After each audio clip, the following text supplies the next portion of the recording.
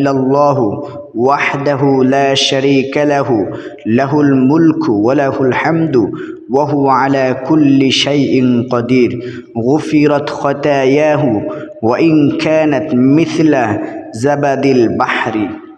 হযরত আবু হুরায়রা বলেন, রাসূলুল্লাহ সাল্লাল্লাহু আলাইহি ওয়াসাল্লাম ইরশাদ ফরমায়াছেন, যে ব্যক্তি প্রত্যেক নামাজের পর 33 বার সুবহানাল্লাহ, 33 বার আলহামদুলিল্লাহ, 33 বার আল্লাহু আকবার এবং একবার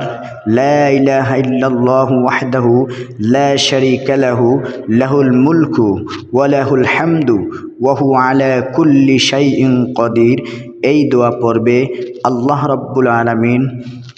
ওই ব্যক্তির জীবনের যত